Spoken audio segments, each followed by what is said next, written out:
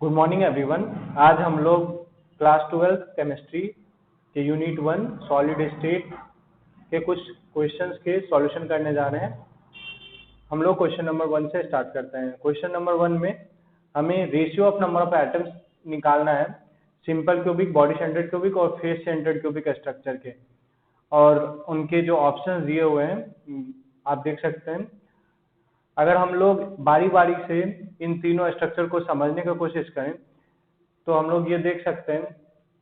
हम लोग Rubik's cube ले रहे हैं, उनके मदद से हम लोग जानने की कोशिश करेंगे कि simple cubic, body centred cubic और फेस सेंटर्ड क्यूबिक में क्या डिफरेंस होता है। ये हमारा रूबिक्स क्यूब है। रूबिक्स क्यूब में अगर जो है हम लोग सिर्फ कॉर्नर के एटम को देखें, ये वाला हमारा फर्स्ट कॉर्नर है, ये वाला सेकंड कॉर्नर है, ये थर्ड कॉर्नर है, ये फोर्थ कॉर्नर है। सिमिलरली यहाँ पे चार जो है नीचे में चार कॉर्नर होंगे, ये फर्स्ट कॉर्नर, ये सेकंड कॉर्नर, ये थर्ड कॉर्नर, ये फोर्थ कॉर्नर। तो टोटल 8 कॉर्नर एटम्स हैं।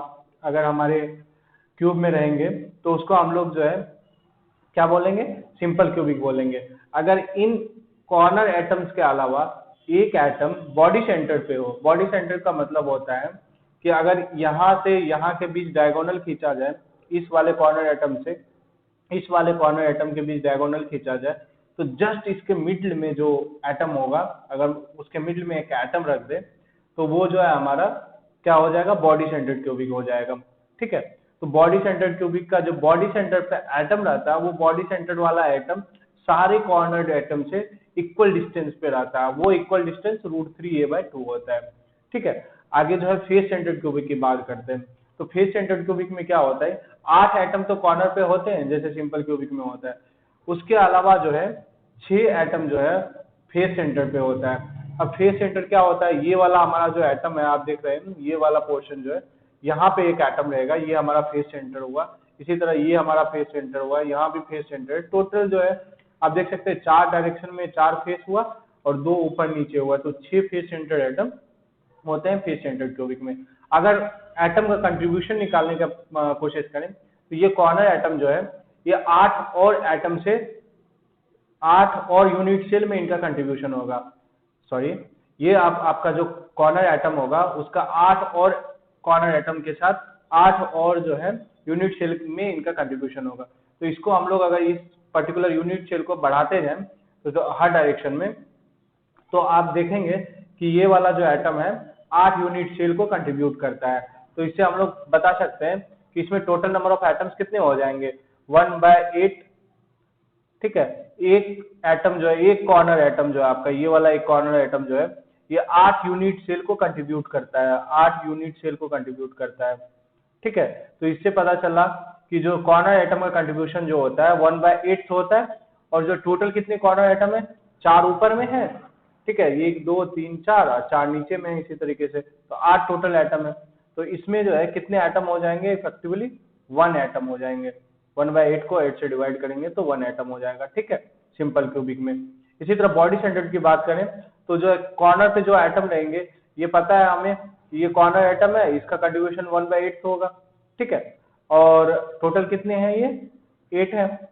और एक एटम जो है आप देख रहे हैं, ये वाला एटम ये बॉडी सेंटर पे होगा, पूरा का पूरा एटम बॉडी सेंटर पे है, तो इसका कंट्रीब्यूशन कितना होगा, 1 होगा इस यूनिट सेल में। तो ये 1 + 1 टोटल 2 एटम हो जाएंगे बॉडी सेंटर में। अगर फेस सेंटर की बात करें, फेस सेंटर में आप देख सकते हैं कि 6 एटम फेस पे है। ये वाला एटम एक फेस सेंटर्ड एटम है, ये वाला फेस सेंटर्ड एटम है। अब आप देख सकते हैं ये वाला अगर फेस सेंटर है, इसका कंट्रीब्यूशन इस पर्टिकुलर यूनिट सेल के साथ होगा, साथ ही साथ इससे जस्ट सटा हुआ जो यूनिट सेल होगा उसमें भी इसका कंट्रीब्यूशन होगा इस पर्टिकुलर एटम का। तो यहाँ पर भी वही दिखाया गया है कि ये जो एटम आपका है, ये यूनिट सेल, ये जो एटम है फेस सेंटर एटम, इसका कंट्रीब्यूशन इस पर्टिकुलर यूनिट सेल के साथ तो है, साथ ही साथ दूसरे यूनिट सेल के भी साथ है जो इनसे जुड़ा हुआ रहेगा। तो इनका कंट्रीब्यूशन जो है, जो भी एटम फेस सेंटर पे रहेगा उसका कंट्रीब्यूशन हाफ हो जाता है। ठीक है, तो कॉर्नर वाले एटम कितने हैं, उनका कंट्रीब्यूशन 1/8 है, और कॉर्नर वाले कितने एटम है, 8 है। उसी तरीके से फेस सेंटर एटम का कंट्रीब्यूशन हाफ हो जाता है, और वो कितने एटम है, 6 फेस होता है, तो 6, तो यहाँ से जो है 1 + 3, तो 4 एटम हो जाएंगे फेस सेंटर्ड क्यूबिक में। तो रेशियो जो एटम का होगा वो कितना हो जाएगा, 1:2:4। हम लोग जा करके देख लेते हैं ऑप्शन क्या क्या है। अगर ऑप्शन यहाँ देखें तो 816 है, 124 है, 421 है, 423 है। तो हमारा जो बी आंसर है वो करेक्ट आंसर हो जाएगा। आप यहाँ से देख सकते हैं बी आंसर हमारा करेक्ट आंसर है। क्वेश्चन नंबर 2 की ओर मूव करते हैं। क्वेश्चन नंबर 2 में जो है हमें पूछा गया है कि फेस सेंटर्ड क्यूबिक स्ट्रक्चर जो होता है उसका सेल एज जो दिया है वो ए दिया हुआ है। तो डिस्टेंस बिटवीन जो centre of two nearest tetrahedral void होगा लेटिस में वो क्या होगा। ठीक है, तो हमें इसमें जो है फेस सेंटर्ड स्ट्रक्चर सबसे पहले हमें पता है, ये वाला फेस सेंटर्ड स्ट्रक्चर है। ठीक है, तो इसमें जो है उन्होंने पूछा है कि टेट्राहेड्रल वॉइड जो होगा उनके दो टेट्राहेड्रल वॉइड के बीच के मिनिमम डिस्टेंस कितना होगा। तो इसमें टेट्राहेड्रल वॉइड कैसे बनता है, एक कोई भी कॉर्नर एटम ले लीजिए और 3 फेस एटम ले लीजिए, फेस सेंटर्ड एटम ले लीजिए, तो उनसे एक टेट्राहेड्रल वॉइड बनेगा। ठीक है, ये आपके ये फेस सेंटर्ड ये हो गया, ये फेस सेंटर्ड, ये फेस सेंटर्ड, तो 3 फेस सेंटर है और ये वाला कॉर्नर एटम है, तो इनसे एक टेट्राहेड्रल वॉइड बनेगा। सिमिलरली जितने भी आपके जो कॉर्नर एटम है और 3 सब्सिक्वेंट जो उनके फेस सेंटर्ड एटम होंगे उनसे एक टेट्राहेड्रल वॉइड बनेगा। क्योंकि 8 कॉर्नर एटम है तो 8 टेट्राहेड्रल वॉइड टोटल बनेंगे इनमें। तो हमें दो टेट्राहेड्रल के बीच के मिनिमम डिस्टेंस पता करना है। ये 4 ऑप्शंस दिए हुए हैं हमें। ये आप यहाँ पे हम लोग टेट्राहेड्रल वॉइड देखते हैं। आप यहाँ से देख सकते हैं ये आपका कॉर्नर एटम है। ठीक है, और कॉर्नर एटम एक कॉर्नर एटम है, उसके अलावा जो है यहाँ पे ये फेस सेंटर्ड एटम है, ये आपके फेस सेंटर्ड एटम हुए एक, और यहाँ पे जो है 2 फेस सेंटर्ड एटम हुए और एक इस साइड वाला फेस सेंटर्ड एटम होगा। ठीक है, तो तीन टोटल फेस सेंटर्ड एटम होंगे इधर का एक ले सकते हैं। ठीक है, तो टोटल जो है ये वाला फेस सेंटर्ड हो जाएगा, सॉरी एक ऊपर वाला हो जाएगा। तो यहां से आप जो है एक टेट्राहेड्रल वॉइड पता कर सकते हैं।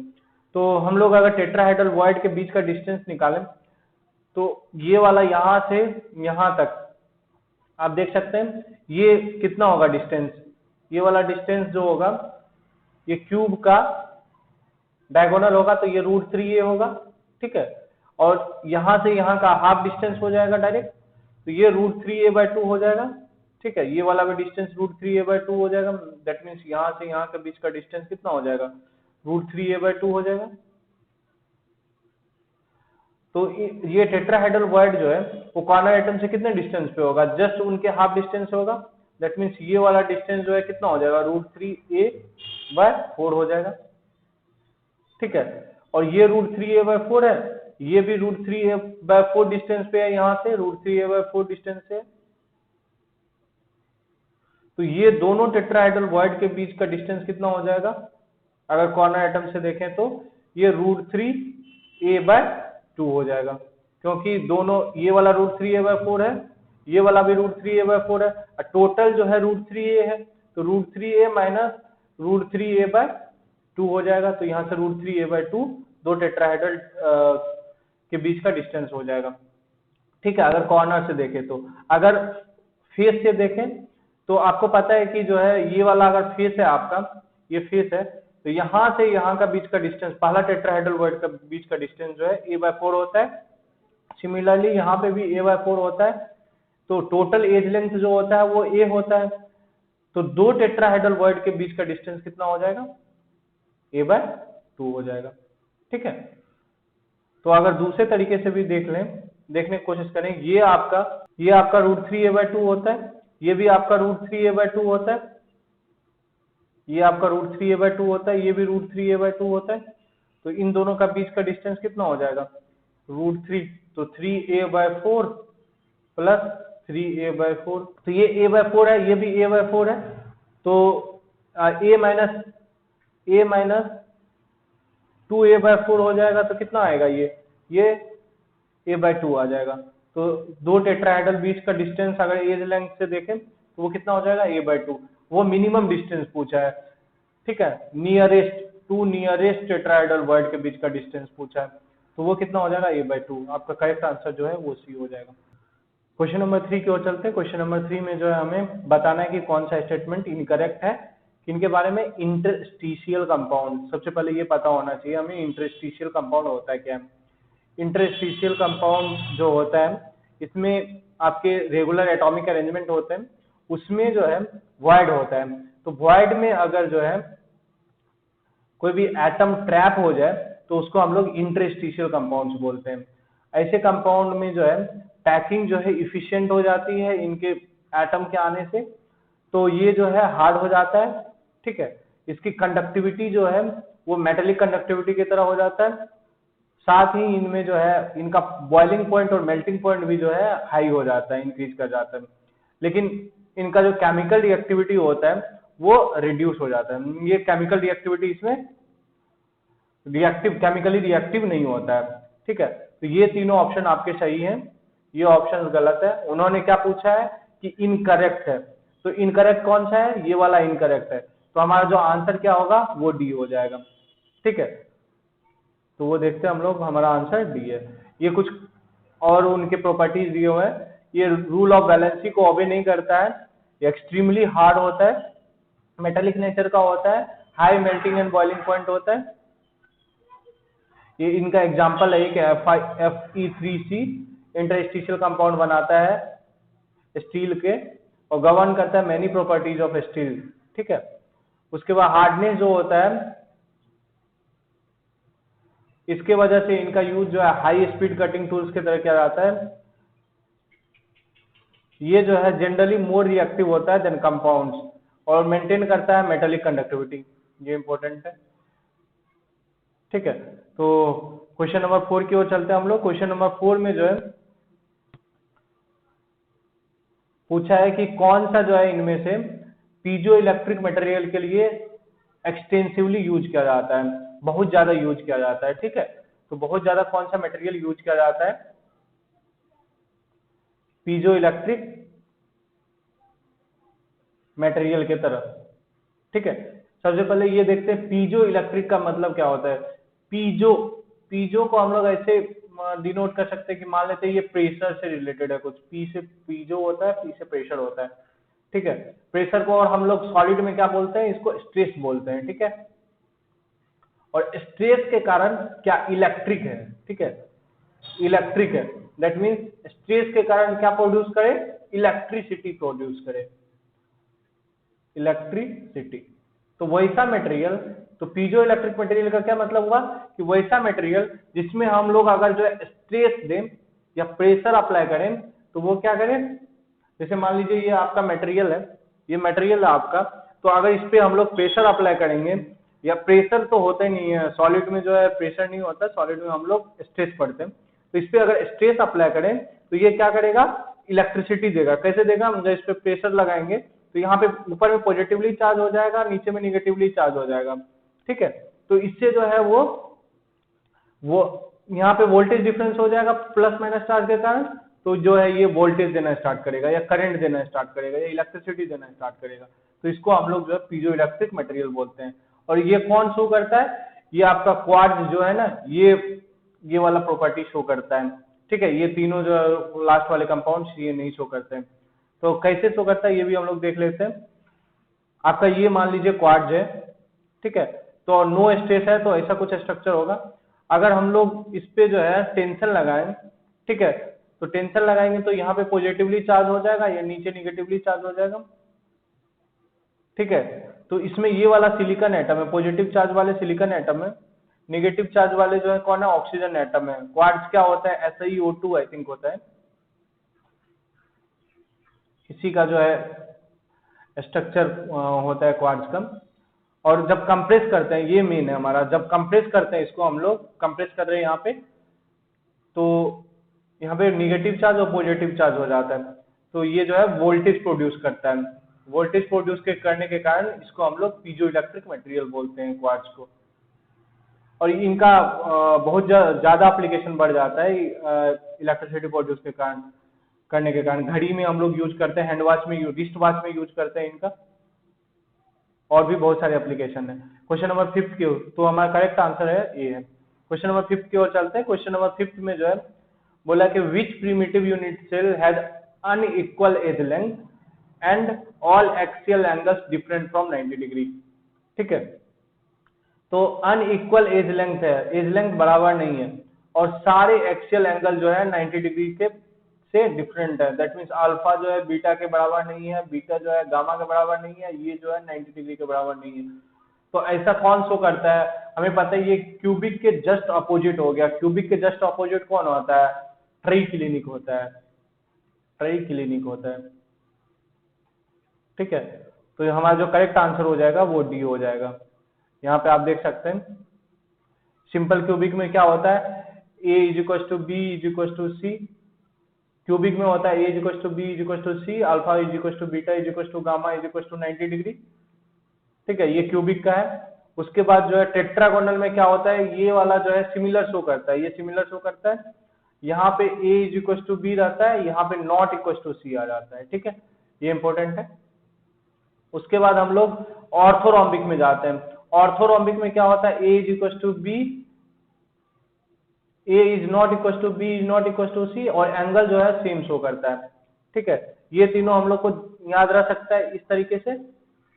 बाकी का देखते हैं। बाकी अगर देखा जाए तो मोनोक्लिनिक में क्या होता है, a जो है b के बराबर नहीं होता है, ये भी c के बराबर नहीं होता है, साथ ही alpha is equal to gamma is equal to 90 degree होता है और बीटा जो होता है वो नॉट इक्वल टू 90 डिग्री होता है। तो ये जो हमारा क्या हो जाएगा, ट्राइक्लिनिक है। ठीक है, यहाँ देख मोनोक्लिनिक है, सॉरी मोनोक्लिनिक है आपका, ये मोनोक्लिनिक शो करता है।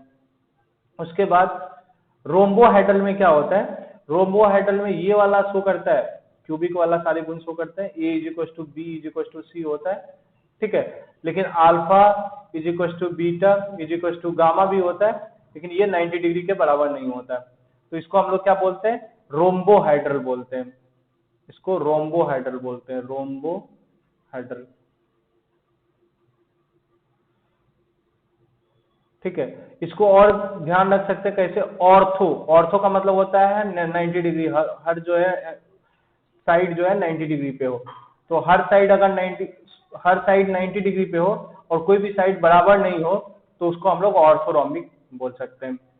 और हेक्सागोनल तो हमें ध्यान ही रहेगा, हेक्सागोनल हेक्सागन बनता है। हेक्सागन में क्या होता है, ए जो है बी के बराबर होता है, ये सी के नहीं बराबर होता है, अल्फा बीटा जो है वो 90 डिग्री होता है, गामा जो है वो 120 डिग्री होता है। ठीक है, ये है हेक्सागोनल का। और ट्राइक्लिनिक में क्यूबिक के जस्ट अपोजिट होता है, that means A B C कोई भी बराबर नहीं होगा, अल्फा बीटा गामा कोई भी बराबर नहीं होगा और नॉट इक्वल टू 90 डिग्री होगा। तो क्यूबिक के जस्ट अपोजिट ट्राइक्लिनिक हो गया। और उसके बाद हेक्सागोनल हमें हमेशा याद रहता है हेक्सागन से, क्योंकि उसमें 120 डिग्री का एंगल बनता है। और रोम्बोहेड्रल जो है, रोम्बोहेड्रल जस्ट क्यूबिक की तरह होता है, लेकिन बस एंगल जो है 90 डिग्री नहीं होता है। ऑर्थोरोम्बिक की बात करें तो ऑर्थोरोम्बिक में जो है ए बी और सी तीनों बराबर नहीं होता है, लेकिन ऑर्थो बोल रहा है तो 90 डिग्री पे तीनों एंगल होते हैं। तो क्यूबिक को शो करता है लेकिन साइड शो नहीं करता। टेट्रागोनल में होता है कि ये जो है a b not equal to c होता है, मतलब आपका क्यूबिक है उसमें सी एक बराबर नहीं होता, बाकी सारे चीज सेम होते हैं क्यूबिक की तरफ। तो ये हम ध्यान रख सकते हैं, इसमें से एक क्वेश्चन पूछा जाता है जनरली। तो करेक्ट आंसर उस ऑप्शन का जो है डी था। हम लोग क्वेश्चन नंबर 6 की ओर चलते हैं। क्वेश्चन नंबर 6 में जो है रेडियस पूछा है लार्जेस्ट स्फीयर का जो फिट करता है properly centre of edge of body centred cubic unit cell. That means edge length जो है उन्होंने ए दे दिया है, ये 4 ऑप्शन दिए हुए हैं। तो उनका कहना है कि जो है एक बॉडी सेंटर्ड क्यूबिक है और बॉडी सेंटर्ड क्यूबिक स्ट्रक्चर में ये मान लेते हैं अगर बॉडी सेंटर्ड क्यूबिक स्ट्रक्चर है तो ये चारों कॉर्नर पे रहेंगे, ये 4 कॉर्नर है आपके। ठीक है, ये 4 इधर भी कॉर्नर है और एक सेंटर पे होगा जस्ट। तो ये बोल रहा है कि ये दो जो कॉर्नर के एटम है तो इनके बीच में जो एटम रहेगा तो उनका मिनिमम साइज जो है कितना होना चाहिए, जो कि सॉरी वो जो है उनका लार्जेस्ट स्फीयर, हाँ ज्यादा से ज्यादा कितना साइज का ये वाला आइटम होगा, बीच वाला आइटम होगा। तो वो हम लोग देखते हैं। ये वाला आपका जो है बॉडी सेंटर्ड क्यूबिक है, बीसीसी है। देख सकते हैं एक बड़ा सा जो एटम है, ये वाला एटम जो है ये बॉडी सेंटर पे है, बॉडी सेंटर पे है। ठीक है, ये कॉर्नर एटम है। तो ये वाला जो पोर्शन है हमारा, ये वाला जो पोर्शन है, ये वाला तो इसमें जो है इसका जो है मैक्सिमम जो है रेडियस क्या हो सकता है, यही पूछा उन लोगों ने। तो मान लेते हैं इसका रेडियस 2r है, ठीक है, और ये वाला हमको पता है कैपिटल आर है, ये वाला रेडियस। सिमिलरली ये वाला रेडियस भी कैपिटल आर है। तो हम अगर देखें यहाँ पे, तो एज लेंथ जो है यहाँ पे, ये टोटल जो है यहाँ से यहाँ तक, उनको हम लोग क्या बोलेंगे, एज लेंथ ए बोलेंगे, ठीक है।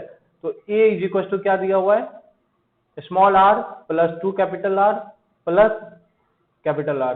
तो यहाँ से ए इज इक्वल टू क्या हो जाएगा, 2 इंटू आर प्लस आर। तो R plus R is equal to a/2। अब अगर जो है बॉडी सेंटर्ड क्यूबिक की बात करें, तो बॉडी सेंटर्ड क्यूबिक में यहां से लेकर के यहां तक का डिस्टेंस, ये जो है ये कैपिटल आर होता है, ये भी कैपिटल आर होता है। ये वाला जो एटम जो है ये बहुत बड़ा होता है, ये एक्चुअल में 2 कैपिटल आर होता है। और इसको और अच्छे से डिनोट करने की कोशिश करें, तो ये आपका अगर बॉडी सेंटर्ड एटम है, तो ये डायगोनल वाले जो एटम है, यहाँ से स्टार्ट करके यहाँ तक जो जाता है डायगोनल वाले एटम, तो इनको हम लोग रिप्रेजेंट कर रहे हैं।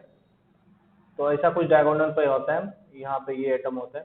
तो यहाँ से हम लोग को यहाँ के बीच का डिस्टेंस पता करना है। तो ये कैपिटल आर है, पता है हम लोग को, ये दोनों मिला करके 2 कैपिटल आर हो जाएगा, और ये वाला कैपिटल आर है। तो टोटल जो है 4 capital R is equal to कितना हो जाएगा, ये वाला डिस्टेंस जो है ये डायगोनल है, आप देख सकते हैं ये वाला डायगोनल है, क्यूब का डायगोनल है, इसका एज लेंथ ए है। तो क्यूब का डायगोनल क्या लिखते हैं हम लोग, √3a, जिसका एज लेंथ ए हो। तो ये 4r बराबर √3a हो जाएगा। तो यहाँ से कैपिटल आर कितना हो जाएगा, √3a/4। तो अब कैपिटल आर को इसमें अगर पुट करें, ये वाला वैल्यू को इसमें पुट करें, तो जो है स्मॉल आर कितना हो जाएगा, a/2 माइनस √3a/4। तो ये 0.5 माइनस कितना हो जाएगा, 1.732 डिवाइडेड बाई 4, और ए से मल्टीप्लाई हो जाएगा। तो अगर इसको और सॉल्व करें, 0.5 माइनस 4 4 जा 0.4, 16 1 13, 4 3 जा 12, 4 3 जा 12। तो 10 में से 3 गया 7, 9 9 में से 7 गया 2, ओके, 10 में से 3 गया 7, 9 9 में से 3 गया 6, 0। सो ये स्मॉल आर जो हो जाएगा वो कितना हो जाएगा, 0.67, देख सकते हैं आप। इसको डिवाइड करेंगे, माइनस करेंगे तो 0.067 आएगा। तो यही हमारा जो है आंसर होगा। देखते हैं, ये जो है आप देख सकते हैं ये वाला ऑप्शन डी शो कर रहा है। तो हमारा जो करेक्ट आंसर होगा ये ए हो जाएगा, यहाँ पे भी ए होगा। तो जो करेक्ट आंसर होगा आर का, तो आर इज इक्वल टू 0.067 ए हो जाएगा। दैट मीन्स ये वाला जो शेप था आपका, इसमें जो है 0.067 ए का जो है रेडियस का एटम जो है फिट करेगा, ठीक है। तो करेक्ट आंसर डी है। हम लोग क्वेश्चन नंबर 7 की ओर चलते हैं। क्वेश्चन नंबर 7 में पूछा है कि which type of defect has the presence of cations in interstitial site। मतलब कौन सा डिफेक्ट ऐसा है जिसमें कि जो है कैटायंस प्रेजेंट रहते हैं इंटरस्टिशियल साइट्स में। इंटरस्टिशियल साइट हमें पता है कि जो वाइड होता है उसको हम लोग इंटरस्टिशियल साइट कहते हैं। ये डिफरेंट डिफेक्ट दिए हुए हैं, शॉर्ट की है, वैकेंसी है, फ्रैंकल है और मेटल डिफिशिएंट डिफेक्ट है। शॉर्ट की, इसको कैसे ध्यान रख सकते हैं, शॉर्ट की that means shortage, SORTEZ, shortage of pair of electron, shortage of pair of ions. इसमें शॉर्टेज होता है कैटायन और एनायन दोनों का, ठीक है, cation and anion same number होना चाहिए दोनों का, ठीक है। Shortage of pair of ions होता है, पेयर ऑफ आयंस में जितना कैटायन होगा उतना ही एनायन होगा। वैकेंसी डिफेक्ट, वैकेंसी में क्या होता है, वैकेंट हो जाता है, वैकेंट एक तरीके से। वैकेंट का क्या मतलब होता है कि अब खाली हो जाना, खाली कर देता है, तो वो अपने जगह को खाली कर देता है। तो ये मिस कर जाता है अपने जगह को, मिसिंग आयंस होते हैं। इसमें क्या होते हैं, मिसिंग आयंस होते हैं, कुछ आयन जो है मिस हो जाते हैं। और ये स्टोइकियोमेट्री को अरेंज रखता है, दैट मीन्स स्टोइकियोमेट्री जो है वो डिस्टर्ब नहीं होता है। दैट मीन्स जितने नंबर ऑफ कैटायन मिसिंग होंगे उतने नंबर ऑफ एनायंस भी मिसिंग होंगे, ठीक है।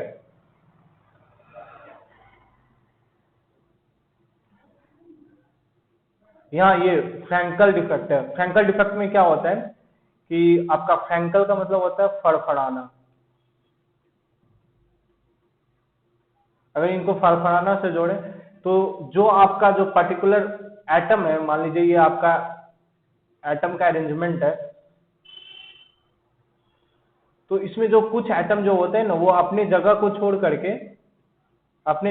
छोड़ करके ये वाला जो है, मान लीजिए ये वाला एटम है, अपने जगह को छोड़ करके इंटरस्टिशियल स्पेस में चले जाते हैं, यहाँ पे चले गए या वैकेंट स्पेस में चले जाते हैं। तो मतलब अपने जगह से दूसरे जगह चले जाते हैं। फड़फड़ाना मतलब हुआ अपने जगह से, जो है कोई भी देखते होंगे कि जो है कोई भी पक्षी अगर फड़फड़ाता है तो वो अपनी जगह से दूसरी जगह चले जाता है। तो ये एटम जो है, जो छोटे वाले एटम्स रहते हैं, वो इंटरस्टिशियल स्पेस में चले जाते हैं। तो इसमें जो है आपके एटम जो है या कैटायन जो है वो इंटरस्टिशियल स्पेस पे चले जाता है। तो ये वाला जो इफेक्ट है, ये हमारा कौन सा इफेक्ट हो गया, जिसमें जो है कैटायन जो है इंटरस्टिशियल साइड पे होगा। तो ये जो है हमारा करेक्ट ऑप्शन हो जाएगा। वही मेटल डिफिशियंसी इफेक्ट की बात करें तो मेटल डिफिशियंसी डिफेक्ट में मेटल डिफिशियंट होता है। मेटल डिफिशियंट हो गया मतलब कि मेटल मिसिंग होता है। दैट मीन्स कैटायन जो होता है वो मिसिंग होता है। कुछ कैटायन जो है ना अपनी जगह को छोड़ करके दूसरे जगह, मान लीजिए यहाँ पे कैटायन से बहुत सारे, तो अपनी जगह को छोड़ करके दूसरे जगह चले जाएंगे या अपने जगह को छोड़ करके बाहर निकल जाते हैं। ये नॉन स्टेक्योमेट्रिक डिफेक्ट है, ये वाला इंपॉर्टेंट है, नॉन स्टेक्योमेट्रिक डिफेक्ट है। दैट मीन्स कैटायन अपने जगह को छोड़ करके चले जाएगा। ये देखते हैं हम लोग फिगर में, ये आप देख सकते हैं यहाँ, ये वाला वैकेंसी डिफेक्ट है। यहाँ से वैकेंट हो गया डायरेक्ट, एटम जो है ये वाला स्पेस को छोड़ करके ही निकल गया, तो इसको हम लोग वैकेंसी डिफेक्ट बोलते हैं। दूसरा जो है ये आयन पेयर वैकेंसी है यहाँ पे। दैट मीन्स आयन पेयर जो है, एक जो है बड़ा वाला एटम गायब हुआ तो एक छोटा वाला भी हुआ है।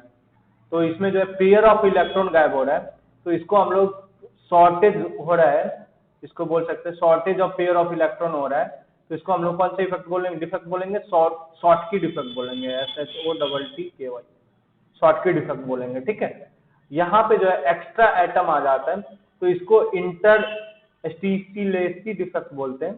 ठीक है, नया आइटम आ जाता है इसमें।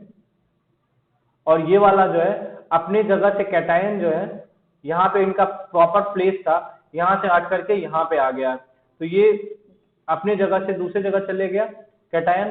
तो इसको हम लोग कौन सा डिफेक्ट बोलेंगे, फ्रैंकल डिफेक्ट बोलेंगे, क्योंकि यहाँ पे अपनी जगह से दूसरी जगह जा रहा है तो फड़फड़ा रहा है ये, तो फड़फड़ाना हो रहा है, तो इसका मतलब जो है ये फ्रैंकल डिफेक्ट है। तो हमारा जो डिस्प्लेस्ड आयन इसमें हो रहा है इंटरस्टिशियल स्पेस पे, तो ये वाला हमारा करेक्ट आंसर हो जाएगा। तो कौन सा आंसर सही है हमारा, सी जो है सही आंसर है। क्वेश्चन नंबर 8 की ओर मूव करते हैं। क्वेश्चन नंबर 8 में जो है एक मेटल है, वो जो है क्या कर रहा है, क्रिस्टलाइज कर रहा है फेस सेंटर्ड क्यूबिक लैटिस में। ठीक है, उसके बाद जो है एज लेंथ जो है उनका दिया हुआ यूनिट सेल का ए है। Closest approach between two atoms पूछा है। Closest approach between two atoms जो होगा वो आपका 2R पूछ रहा है वो, अगर जो है मतलब आपका ये, हाँ, तो closest approach between two atoms पूछा है, तो हमें मेटेलिक क्रिस्टल का, तो ये 4 ऑप्शन उन्होंने दे रखे हैं। तो ये हमारा अगर सिंपल क्यूबिक है, सॉरी ये हमारा अगर फेस सेंटर्ड क्यूबिक है, तो यहाँ से देख सकते हैं कि ये वाला डिस्टेंस कितना होगा, R होगा। ये यहाँ से यहाँ का बीच का डिस्टेंस 2R होगा, और ये भी R होगा आपका।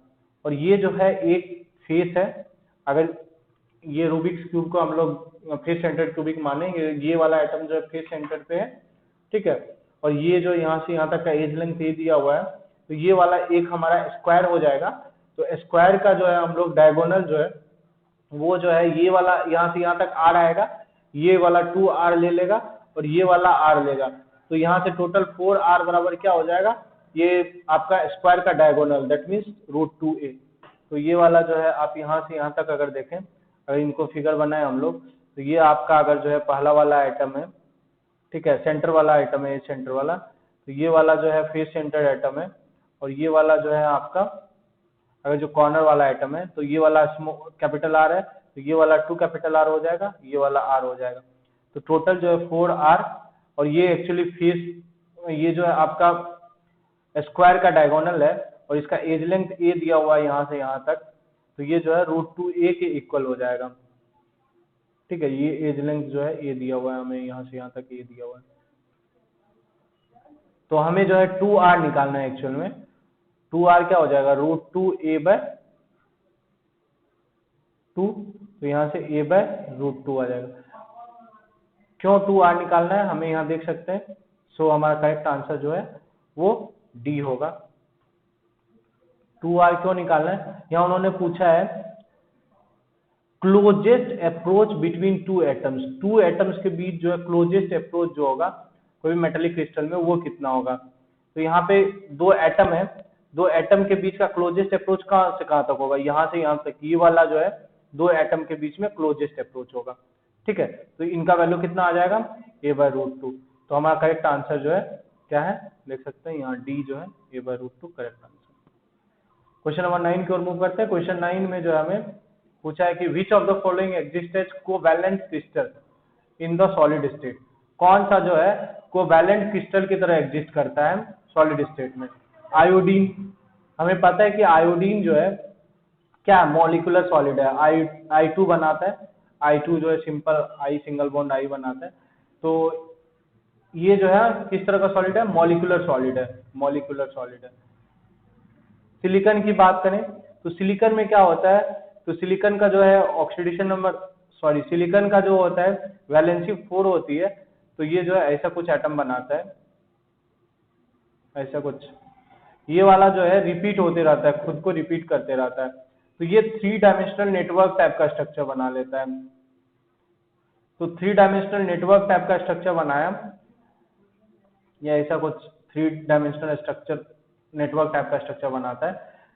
तो इनके कारण जो है ये जो है कौन सा सॉलिड है, ये कोवैलेंट सॉलिड है, कोवैलेंट सॉलिड है। और आपको पता ही होगा इनका यूज जो है मेनली हम लोग इनमें करते हैं, सोलर सेल में यूज होता है, इसको डोप करके यूज किया जाता है, या तो फास्फोरस या जो है बोरॉन डोप करके हम लोग जो है सोलर सेल में इनका यूज करते हैं सिलिकॉन का। और सिलिकॉन किस तरह का सॉलिड हो गया, कोवैलेंट सॉलिड हो गया, क्योंकि इसमें कौन सा प्रॉपर्टी होता है, कैटेनेशन बोलते हैं इसको। सेम एटम अगर सेम एटम से मिल करके लंबा चेन बनाए तो उसको जो है कैटेनेशन प्रॉपर्टी बोलते हैं, CATA-NATION। क्योंकि ये कार्बन फैमिली में आता है, तो कार्बन के तरह जो है इसमें भी कैटेनेशन प्रॉपर्टी होती है और 3 डायमेंशनल नेटवर्क बनाता है। जैसे कार्बन जो है खुद से जुड़ जुड़ करके जो है ग्रेफाइट और डायमंड बनाता है, उसी तरह सिलिकॉन जो है खुद से जुड़ जुड़ करके जो है 3 डायमेंशनल नेटवर्क बनाता है और वो जो है कोवैलेंट सॉलिड होता है। सल्फर की बात करें, ये S8 की तरह एग्जिस्ट करता है, S4 की तरह एग्जिस्ट करता है, डिफरेंट फॉर्म में एग्जिस्ट करता है, लेकिन ये भी जो है एक मॉलिक्यूलर सॉलिड है। P4 जो है फास्फोरस जो है ये भी P4 की तरह एग्जिस्ट करता है, ये भी जो है एक मॉलिक्यूलर सॉलिड है। खुद खुद इनसे ज्यादा जो है नेटवर्क इनमें नहीं बन पाता है। P4 से हाइयर वाला स्टेट एग्जिस्ट नहीं करता है, S8 से इसमें भी हाइयर एग्जिस्ट नहीं करता, S4 या S6 शो करता है, कभी कभी S2 भी शो करता है। तो हमारा जो करेक्ट आंसर होगा वो बी हो जाएगा, सिलिकॉन, क्योंकि सिलिकॉन में कैटेनेशन प्रॉपर्टी होती है जिसके कारण ये 3 डायमेंशनल नेटवर्क बना लेता है। तो जो है ये कोवैलेंट क्रिस्टल बनाता है जो कि सॉलिड स्टेट में रहता है। तो क्वेश्चन नंबर यहाँ पे आप देख सकते हैं, इसका सिलिकॉन का स्ट्रक्चर सिमिलर है जो हम लोगों ने यहाँ बनाया, तो आंसर जो हमारा बी हो जाएगा। तो क्वेश्चन नंबर 10 की ओर मूव करते हैं। क्वेश्चन नंबर 10 में जो उन्होंने बोला है कि एक कंपाउंड है, ठीक है, MpX3 और उसका क्यूबिक क्लोज पैकिंग है, उसमें कौन सा पैकिंग है, क्यूबिक क्लोज पैकिंग है, अरेंजमेंट किनका है, एक्स का है। ठीक है, तो इसमें आप देख सकते हैं ये एक्स जो है भाई साहब, ये कौन सा क्यूबिक क्लोज पैकिंग शो करता है। ठीक है, उसके अलावा जो है इन्होंने बोला है कि its unit cell structure is shown below, unit cell structure ये दिया हुआ है, और empirical formula of the compound is, तो इंपेरिकल फॉर्मूला कंपाउंड का क्या होगा। ठीक है, तो एम का जो है बोला है कि एम जो है इसमें यूनिट सेल में दिखाया गया कहाँ पे है, और इंपेरिकल फॉर्मूला पूछ रहा है, वो इंपेरिकल फॉर्मूला पूछ रहा है। ये 4 ऑप्शन उन्होंने दे रखे हैं। तो हम लोग यहाँ अगर ध्यान से देखें तो ये एक्स जो है वो डायरेक्ट बोल दिया कि CCP बना रहा है, तो हम लोग देख लेते हैं सीसीपी, अगर ये वाला हमारा सीसीपी है, ठीक है, यूनिट सेल है आपका, तो जो है सीसीपी है और यूनिट सेल है, तो इसमें जो है एटम जो है, ये वाला सीसीपी है, तो एटम जो है कॉर्नर पे होंगे सारे, साथ में जो है फेस सेंटर पे एटम होंगे, 6 फेस सेंटर है, 6 फेस सेंटर पे एटम होंगे, ठीक है। वो यहाँ पे देखते हैं हम लोग, तो कॉर्नर पे एटम है, हाँ, 1 2 3 4 5 6 7 8 एटम, एटम कॉर्नर पे है, ये हो गया हमारा। और फेस सेंटर पे एटम है, हाँ, एक एटम फेस सेंटर पे है, दूसरा एटम फेस सेंटर पे, तीसरा फेस सेंटर पे, चौथा भी फेस सेंटर पे, पांचवा भी फेस सेंटर पे, और एक यहाँ पे छठा भी फेस सेंटर पे, तो 6 एटम फेस सेंटर पे भी है, तो ये हमारा सीसीपी हो गया। और पता है कि कंट्रीब्यूशन जो होता है कॉर्नर का 1/8 होता है, और 8 कॉर्नर पे है, प्लस फेस सेंटर पे जो भी चीजें होती है ये फेस सेंटर पे है, तो इसका कंट्रीब्यूशन इस पे है खुद, और इससे जो जुड़ा रहेगा उससे होगा, तो हाफ इसका कंट्रीब्यूशन होता है। तो हाफ मल्टीप्लाइड बाई कितने हैं, 6 फेस हैं इसमें, देख सकते हैं आप, 4 डायरेक्शन में, एक ऊपर नीचे। तो यहाँ से सीसीपी में कितने एटम हो जाएंगे, तो 1 हो जाएगा, यहाँ से 3 हो जाएगा, तो 4 एटम सीसीपी में हो जाएंगे। तो सीसीपी में कितने एटम हो गए, 4। अब एम की बात करते हैं, तो एक्स हमारा क्या हो जाएगा, 4 हो जाएगा। एम की बात करते हैं, एम कहाँ पे है, एम जो है, अगर ये वाला हमारा जो है यूनिट सेल उसका शो कर रहा है, तो एम जो है यहाँ पे एक है, एक यहाँ पे है, देख सकते हैं आप। उसी तरीके से एक यहाँ पे है और एक यहाँ पे है, दैट मीन्स ये जो है आपका क्या होता है, एक्चुअल में ये सारे जो है एज सेंटर जो होता है वो होता है ऑक्टाहेड्रल वॉइड, ऑक्टाहेड्रल वॉइड। अगर ध्यान से आप देखें तो ये एज सेंटर वाले एटम 6 एटम से जो है घिरे हुए रहते हैं, 1 2 3, एक यहाँ पे आएगा 4, एक यहाँ ऊपर 5, एक यहाँ 6 एटम से घिरे हुए हैं टोटल, ऐसे करके, ठीक है, यहाँ 6 एटम से घिरे हुए हैं। तो इसी कारण जो है यहाँ पे जो ऑक्टाहेड्रल वर्ड बनता है, ठीक है। तो ये ऑक्टाहेड्रल वर्ड हुआ, तो इनका जो है क्या कंट्रीब्यूशन होगा, तो इनका जो है 1/4 कंट्रीब्यूशन होगा। एज सेंटर पे कोई भी चीज रहेगा, तो कोई भी मान लीजिए एज सेंटर पे है, ये वाला है, तो इसका कंट्रीब्यूशन इसके साथ है, यहाँ से जो जुड़ेगा उसके साथ रहेगा, यहाँ पे जो जुड़ेगा उनके साथ रहेगा, ठीक है, 2 हो गया। और साथ ही साथ जो है 2 और के साथ रहेगा, कैसे देखते हैं, इधर वाले के साथ कंट्रीब्यूट करेगा, इधर वाले के साथ भी कंट्रीब्यूट करेगा, ऊपर इधर वाले के भी साथ कंट्रीब्यूट करना पड़ेगा, इधर वाले के साथ भी कंट्रीब्यूट करना पड़ेगा, तो टोटल इनके 4 कंट्रीब्यूशन होंगे। तो 1/4 इंटू कितने हैं एज सेंटर पे, 1 2 3 4 ही एटम है एज सेंटर पे, तो यहाँ 4 आ जाएगा। और उसके बाद और कहाँ पे है, यहाँ पे एक है, देख सकते हैं यहाँ पे, ये जो है 6 एटम से गिरा हुआ है, तो ये भी एक ऑक्टाहेड्रल वर्ड है। और ये पूरा का पूरा कहाँ पे है, बॉडी सेंटर पे है, तो ये बॉडी सेंटर पे है, तो इसका कंट्रीब्यूशन 1 हो जाएगा। तो टोटल जो है एम जो है, एम बराबर कितना हो जाएगा, 4 से एक टाइम में कट गया, तो टोटल एम जो है 2 हो जाएगा। तो अगर हम लोग स्ट्रक्चर लिखने का कोशिश करें तो M2H4 हो जाएगा। अगर इसको हम लोग 2 से डिवाइड करें तो M1X2 हो जाएगा। तो MX2 जो है हमारा करेक्ट स्ट्रक्चर हो जाएगा। तो बी हमारा जो है वो करेक्ट आंसर है, देख सकते हैं बी करेक्ट आंसर है। क्वेश्चन नंबर 11 की ओर चलते हैं। क्वेश्चन नंबर 11 में जो है पूछा उन्होंने कि coordination number of metal crystallizing in hexagonal close packing क्या होगा। मतलब कोऑर्डिनेशन नंबर पूछा है उन्होंने, किनका पूछा है, एचसीपी का पूछा है। तो कोऑर्डिनेशन नंबर क्या होता है, कोऑर्डिनेशन नंबर होता है कि नियरेस्ट नेबर जो होता है कोई भी एटम के, वो उनका कोऑर्डिनेशन नंबर कहलाता है। तो ये 4 ऑप्शन उन्होंने दे दिए हैं। अगर हम लोग यहाँ पे एचसीपी की बात करें तो ये हमारा एचसीपी स्ट्रक्चर देख सकते हैं आप, यहाँ पे ये एटम जो है पर्टिकुलर, ये जो है 6 एटम से घिरा हुआ है, तो 6 ये हो गया, और इनके जस्ट नीचे 3 एटम है, तो 6 3 9 हो गया। और जस्ट अगर इनको हम लोग एक्सटेंड करें ऊपर की ओर, तो यहाँ पर भी एक 3 एटम का ये होगा, यहाँ पे भी 3 एटम होंगे ऐसे करके, ठीक है।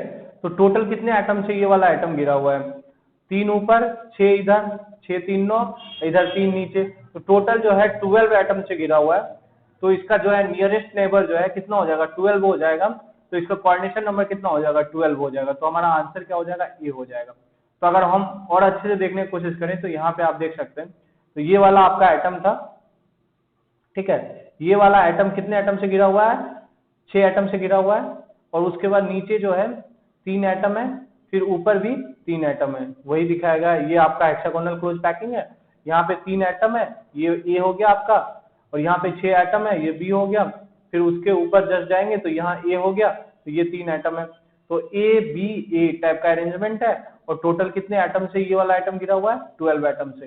तो इसका भी अगर देखें तो ये भी 6 एटम से इधर गिरा हुआ है, 3 ऊपर से, 6 3 9, 3 इसके भी नीचे आ जाएंगे, तो टोटल जो है 12 एटम से ये भी गिरा हुआ रहेगा। तो आप देख सकते हैं कि इसका हमारा जो है करेक्ट आंसर क्या हो जाएगा, 12 हो जाएगा। ये जो हमारा करेक्ट आंसर है।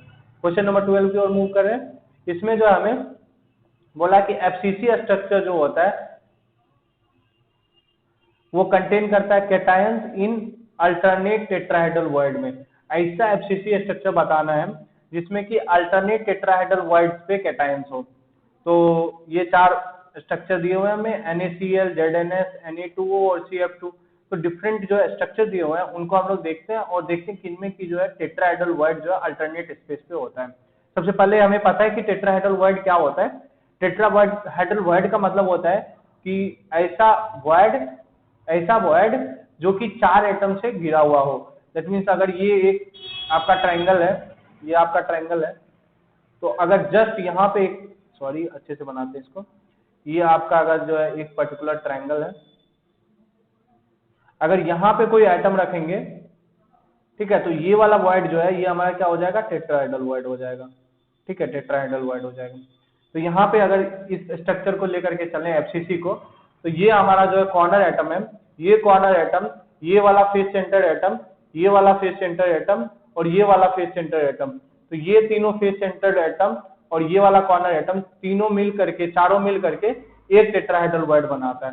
तो चूंकि जो है 8 कॉर्नर एटम है, तो टोटल 8 टेट्राहेड्रल वॉइड्स बनेंगे। तो उसने बोला है कि अल्टरनेट टेट्राहेड्रल वॉइड ही फिल होना चाहिए। दैट मीन्स 50% टेट्राहेड्रल वॉइड ही फिल होना चाहिए। तो ऐसा कौन सा एटम है वो हमें देखना है। तो ये हमें स्ट्रक्चर्स कुछ दिए हुए हैं, सॉरी, ठीक है। तो यहाँ पे हमें कुछ स्ट्रक्चर दिए हुए हैं। ये आपका सीसीपी लेटिस है, ठीक है। तो सीसीपी लेटिस में अगर सारे टेट्राहेड्रल वॉइड हम लोग फिल कर रहे हैं, तो 8 टेट्राहेड्रल वॉइड देखे थे हम लोग। ये कॉर्नर एटम है, आप देख सकते हैं। ये वाला जो है आपका क्या हो गया, फेस सेंटर्ड है, ये भी फेस सेंटर्ड है, और ये भी फेस सेंटर्ड है। तो ये 4 एटम से मिलकर के एक टेट्राहेड्रल वॉइड बना। ये दूसरे कॉर्नर एटम और 4 अलग अलग फिर ये फेस सेंटर से मिलकर के दूसरा टेट्राहेड्रल वॉइड बना। तो ये जो है इसमें जो है सारे के सारे टेट्राहेड्रल वॉइड है भरे हुए हैं। तो ये वाला स्ट्रक्चर जो है सही नहीं होगा, CF2। तो ये CF2 जो है हमारा गलत हो जाएगा। CF2 में क्या होता है, फ्लोरीन जो है, फ्लोरीन सारे टेट्राहेड्रल वॉइड पे रहते हैं, और कैल्शियम प्लस आयन जो है, ये वाला आयन जो है ये कैल्शियम प्लस आयन है, कैल्शियम 2 प्लस आयन है, और फ्लोरीन जो है ये वाला फ्लोरीन है, फ्लोरीन माइनस है। तो fluorine minus ion tetrahedral void पे रहता है, और जो है Ca2 प्लस आयन जो है CCP बनाता है, क्यूबिक क्लोज्ड लेटिस बनाता है, ठीक है। और अगर जो है NaCl की बात करें, तो NaCl में देख रहे हैं कि एज सेंटर पे एटम है, जितने भी एज सेंटर पे एटम है, यहाँ पे एटम है, यहाँ पे एटम है, यहाँ पे एटम है, यहाँ पे एटम है। तो ये परफेक्ट जो है एक जो है मतलब आप NaCl का स्ट्रक्चर बोल सकते हैं, क्योंकि यहाँ पे हर टेट्राहेड्रल वॉइड पे जो है एटम है एक, और उसके बाद जो है साथ ही साथ जो है फेस सेंटर भी है यहाँ पे आपके पास। ये NaCl हो गया। तो NaCl की बात करें तो इसमें ऑक्टाहेड्रल वॉइड जो है, सारे ऑक्टाहेड्रल वॉइड जो है फिल किया जाता है। तो NaCl भी हमारा आंसर सही नहीं होगा। अगर ZnS की बात करें, ZnS में क्या होता है कि हाफ टेट्राहेड्रल वॉइड जो है सिर्फ फुलफिल करते हैं। That means alternate tetrahedral void को फुलफिल करते हैं। इसमें सल्फर 2 माइनस आयन जो है क्या बनाता है, CCP बनाता है, क्यूबिक क्लोज लेटिस बनाता है, और उसके बाद जो है जो आपके Zn2 प्लस आयन जो होते हैं, Zn2 प्लस आयन जो है अल्टरनेट टेट्राहेड्रल वॉइड पे होता है। मतलब ये वाला टेट्राहेड्रल वॉइड पे एक ही देख रहे हैं आप, ये वाला टेट्राहेड्रल वॉइड पे एक ही देख रहे हैं। सिमिलर ये वाला टेट्राहेड्रल वॉइड पे एक है, ये वाला टेट्राहेड्रल वॉइड पे एक है। तो अल्टरनेट टेट्राहेड्रल वॉइड पे है। तो हमारा जो करेक्ट आंसर हो जाएगा वो ZnS हो जाएगा। और Na2O जो होता है जस्ट इसका CF2 का रिवर्स होता है। दैट मीन्स इसमें जो होता है Na प्लस आयन जो है, Na प्लस आयन जो है वो सारे के सारे टेट्राहेड्रल वॉइड पे होते हैं, और जो आपका O2 माइनस आयन जो है वो CCP बनाता है। तो हमारा जो करेक्ट आंसर होगा वो ZnSb हो जाएगा। क्वेश्चन नंबर 13 की ओर मूव करते हैं। 13 में जो है हमें पैकिंग इफिशियंसी निकालनी है 2 डायमेंशनल स्क्वायर यूनिट सेल का। ठीक है, ये आपके बहुत सारे कॉन्सेप्ट को क्लियर कर देगा पैकिंग इफिशियंसी से रिलेटेड। पैकिंग इफिशियंसी हम लोग कैसे लिखते हैं, पैकिंग इफिशियंसी जो होती है उसी को हम लोग जो है पैकिंग फ्रैक्शन भी बोलते हैं। तो पैकिंग फ्रैक्शन जो होगा आपका वो क्या होगा, एरिया कवर्ड बाय एटम, यहाँ 2D की बात कर रहा है तो area covered by atoms divide by area of unit cell हो जाएगा, एरिया ऑफ यूनिट सेल। अगर यही 3 डायमेंशनल की बात करता तो पैकिंग फ्रैक्शन यहाँ पे वॉल्यूम टर्म्स आ जाता, यहाँ पे 2D की बात कर रहे हैं। आप देख रहे हैं ध्यान से, ये वाला बहुत इंपॉर्टेंट क्वेश्चन है, बहुत बार पूछा जा चुका है। इवन हम लोग को एमटेक में भी पूछा था इन्होंने सब्जेक्टिव क्वेश्चंस में, सॉलिड स्टेट के कोर्स में। तो ये हम लोग देखते हैं एरिया कवर्ड बाई एटम क्या हो जाएगा। तो एरिया कवर्ड बाई एटम जो है उनको निकालने के लिए हमें सबसे पहले देखने पड़ेंगे इसमें नंबर ऑफ एटम्स कितने हैं। अगर देखें इनका कंट्रीब्यूशन जो है, ये वाला एटम का कंट्रीब्यूशन जो है, अगर ये 360 डिग्री का एंगल बनाता है टोटल देखें तो ये वाला 90 डिग्री का एंगल बना रहा है, तो इसका मतलब 1/4 किसका कंट्रीब्यूशन है, ये एक एटम का।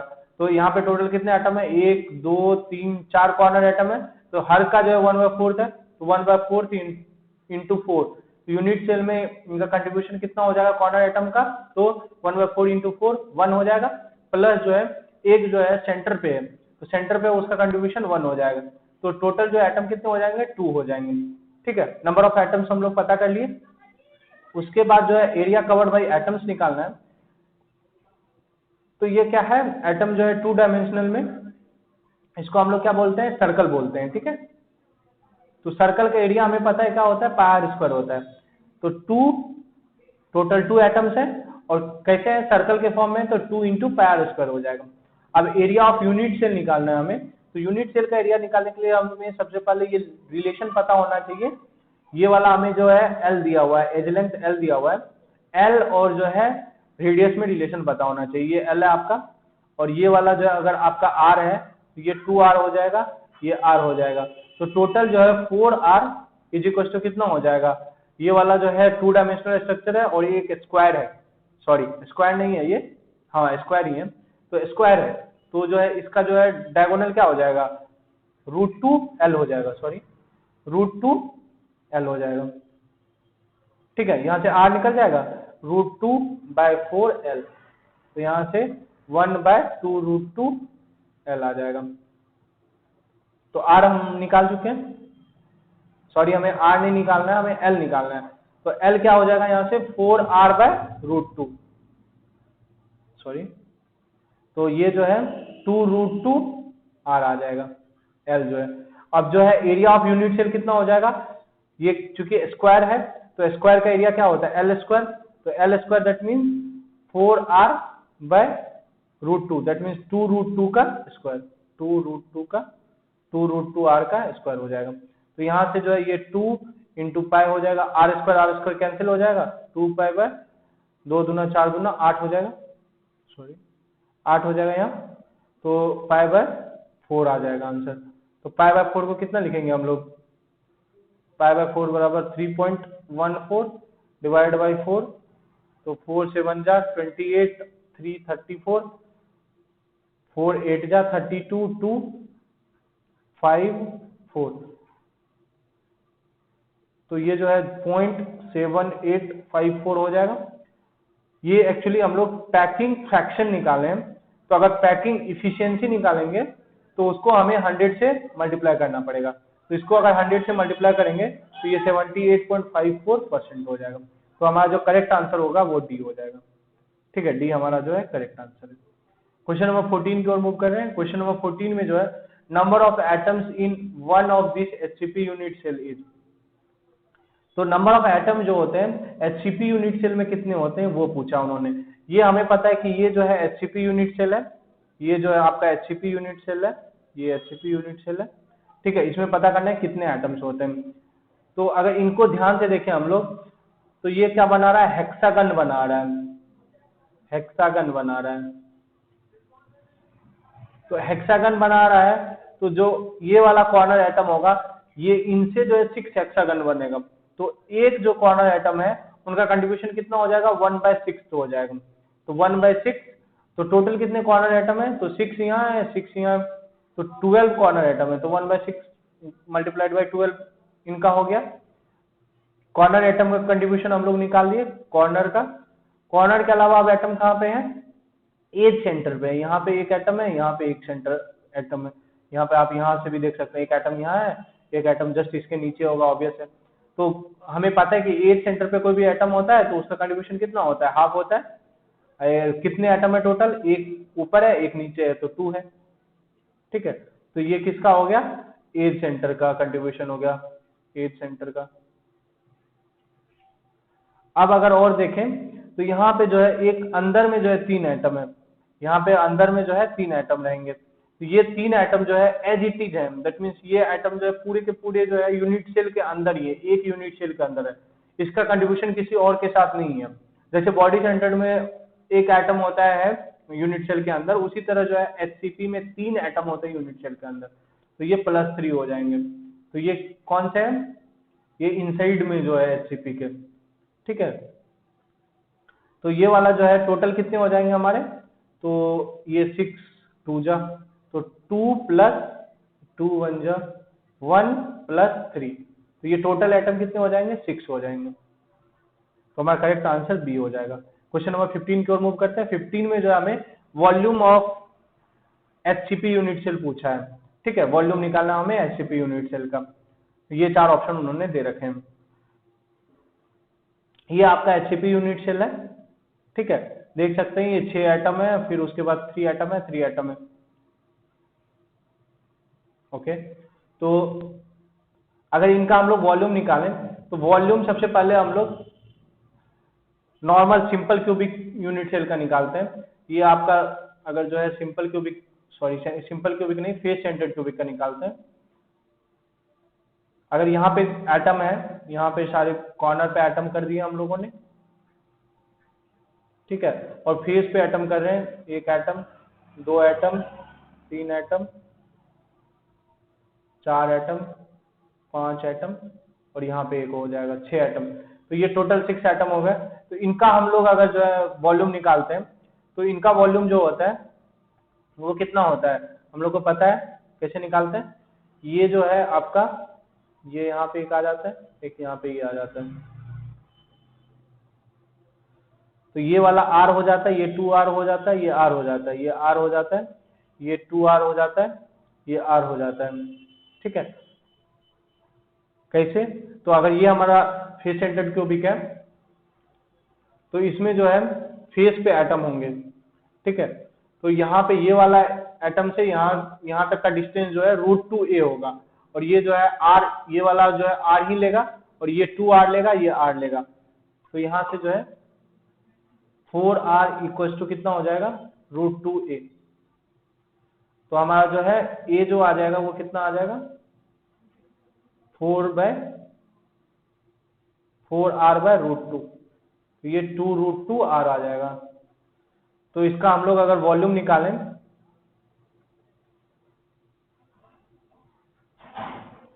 वॉल्यूम निकाले यूनिट सेल का, तो ये कितना हो जाएगा, 2√2R का होल क्यूब। तो ये 2 दूना 4 दूना 8 दूना 16, 16√2R³ हो जाएगा। ठीक है, तो ये किसका हुआ वॉल्यूम, एफसीसी का। अब हमें पता है कि जो है नंबर ऑफ एटम्स जो होते हैं एफसीसी में और नंबर ऑफ एटम्स जो होते हैं एचसीपी में, नंबर ऑफ एटम एफसीसी में जितने होंगे, नंबर ऑफ एटम्स एचसीपी में जितने होंगे, वो इक्वल हो जाएगा वॉल्यूम एफसीसी, उनका रेशियो इक्वल हो जाएगा वॉल्यूम एचसीपी के। तो यहाँ से वॉल्यूम एचसीपी निकाल सकते हैं हम लोग। वॉल्यूम ऑफ एचसीपी कितना हो जाएगा, ये वॉल्यूम एफसीसी कितना है, 16√2R³ मल्टीप्लाइड बाय कितना हो जाएगा, नंबर ऑफ एटम्स जो है एचसीपी में कितने होते हैं, 6, वो हम लोग देख चुके हैं जस्ट पीछे। और नंबर ऑफ एटम्स जो है एफसीसी में कितने होते हैं 4, तो ये 6/4 हो जाएगा। तो 2 2 जा 2 3 जा, ठीक है। तो ये हो जाएगा 48√2 r³ बाय 2, तो ये 24√2 r³ हो जाएगा। तो हमारा जो करेक्ट आंसर होगा वो ए हो जाएगा। तो देख सकते हैं यहाँ ए करेक्ट आंसर है। तो क्वेश्चन नंबर 16 को चलते हैं। 16 में जो होता है इम्पटी स्पेस बोला है कि एचसीपी यूनिट सेल में क्या होगा। तो ये 74% होगा या 47.6 होगा, 32% होगा या 26% होगा। तो जो इम्पटी स्पेस जो होता है वो कितना होता है, वो 100 माइनस पैकिंग फ्रैक्शन होता है या 100 माइनस पैकिंग इफिशियंसी होती है। क्योंकि ये स्पेस पूछा है, परसेंटेज में पूछ रहा है, तो पैकिंग इफिशियंसी यूज करेंगे। तो हम लोग जो है पैकिंग इफिशियंसी कैसे निकालेंगे। पैकिंग इफिशियंसी जो होगी वो हमारा हो जाएगा volume of atom, volume of atoms divided by volume of unit cell हो जाएगा। Volume of unit cell HCP की बात करें तो एचसीपी में जो हमें पता है कितने एटम्स होते हैं, 6 एटम्स होते हैं। तो वॉल्यूम ऑफ एटम्स में 6 मल्टीप्लाइड बाय कितना होता है, एटम्स की शेप में होता है, स्फीयर के शेप में होता है। तो एक स्फीयर जो होता है उसका वॉल्यूम कितना होता है, जिनका रेडियस r है 4/3 πr³। तो सिंपल हो जाएगा 6 मल्टीप्लाइड बाई 4/3 πr³। अब जो है वॉल्यूम ऑफ यूनिट सेल, हम लोग इससे पहले वॉल्यूम ऑफ यूनिट सेल निकाल चुके हैं, कितना होता है एचसीपी का 24√2 r³। वही यूज करने वाले हैं 24√2 r³ यूज के, ठीक है। ये 24 डिवाइड बाई 3 हो जाएगा पाई r³, ये multiplied by 24√2 r³। r³ cancel हो गया, 24 कैंसिल हो गया। तो यहाँ से कितना बच गया, पाई डिवाइड बाई 3√2। तो ये कितना हो जाएगा, इसमें 100 से मल्टीप्लाई हो जाएगा क्योंकि पैकिंग इफिशियंसी हम लोग निकाल रहे हैं, ठीक है। यहाँ भी 100 से मल्टीप्लाई होगा, यहाँ भी 100 से मल्टीप्लाई कर देंगे हम लोग। यहाँ से ये आ जाएगा 3.14 multiplied by 100 divide by 3 multiplied by 1.41। तो अगर हम लोग इनको सॉल्व करेंगे तो ये लगभग जो है 74% आएगा, ये 74% आएगा। तो हमारा जो इम्पटी स्पेस जो हो जाएगा, ये तो पैकिंग इफिशियंसी हुआ ना, कितना पैक है, वो 100 माइनस 74 हो जाएगा। तो ये जो है कितना हो गया 26%। तो डी हमारा जो है वो करेक्ट आंसर होगा। आप देख सकते हैं डी करेक्ट आंसर।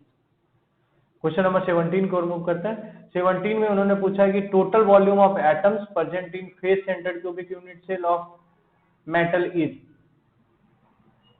तो टोटल वॉल्यूम पूछ रहा है एटम्स का प्रेजेंट जो रहता है face centred cubic unit cell में मेटल के। तो ये 4 ऑप्शन उन्होंने दे रखे हैं। तो हम लोग को पता है कि जो आपका face centred cubic unit cell होता है, face centred cubic unit cell, ये आपका face centred cubic unit cell अगर है, ठीक है, तो इसमें जो है कितने एटम्स रहते हैं ये हम लोग देख चुके हैं। ये आपका face centred cubic unit cell है, इसमें 8 कॉर्नर एटम्स है, ठीक है, 8 कॉर्नर पे एटम्स है, और जो है 6 फेस पे एटम है,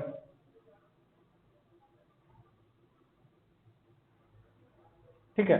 तो यहाँ से हम लोग इनका कंट्रीब्यूशन अगर निकालें तो 1/8 इंटू 8 हो जाएगा, प्लस ये हो गया कॉर्नर का कंट्रीब्यूशन, ठीक है। और फेस सेंटर का अगर कंट्रीब्यूशन निकालें तो 1/2 होता है एक का कंट्रीब्यूशन इंटू 6, ये फेस सेंटर का कंट्रीब्यूशन हो गया। तो ये 3 + 1 4 एटम टोटल इसमें होते हैं। तो हम लोग अगर वॉल्यूम ऑफ एटम्स निकाले, वॉल्यूम एटम्स का निकाले, तो वॉल्यूम कितना हो जाएगा एटम्स का। तो एक एटम का कितना वॉल्यूम होता है 4/3 πr³, और टोटल कितने एटम है एक यूनिट सेल में, 4 एटम है, तो 4 से मल्टीप्लाई हो जाएगा। तो 16/3 जो है आपका आंसर हो जाएगा। तो आपका करेक्ट आंसर जो है वो बी होगा। तो क्वेश्चन नंबर, हाँ यहाँ पे आप देख सकते हैं ये क्वेश्चन नंबर 18 को मूव करते हैं। क्वेश्चन नंबर 18 में जो है परसेंटेज ऑफ फ्री स्पेस निकालना है किनके किनके, क्यूबिक क्लोज पैकिंग के और बॉडी सेंटर्ड पैक्ड स्ट्रक्चर के फ्री स्पेस निकालना है, पैकिंग फ्रैक्शन नहीं निकालना। तो ये ऑप्शन दिए हुए हैं, देखते हैं। ये हमारा जो है क्या है, बॉडी सेंटर्ड क्यूबिक है। बॉडी सेंटर्ड क्यूबिक में हमें पता है कितने एटम्स रहते हैं, नंबर ऑफ एटम्स जो है कितने हो जाएंगे, कॉर्नर पे 8 एटम है, उनका कंट्रीब्यूशन 1/8 है, प्लस एक जो है बॉडी सेंटर पे ये वाला, इनका कंट्रीब्यूशन 1 है। तो ये जो टोटल 2 एटम्स इसमें हो जाएंगे। अगर जो है हम लोग वॉल्यूम ऑफ एटम्स निकालें तो वो कितना हो जाएगा, 4/3 πr³ मल्टीप्लाइड बाई 2। अब जो है हमें पैकिंग इफिशियंसी जो है वो पता करना है क्या होता है। पैकिंग इफिशियंसी होता है वॉल्यूम ऑफ एटम्स, ये पहले भी देख चुके हैं हम लोग, divided by volume of unit cell.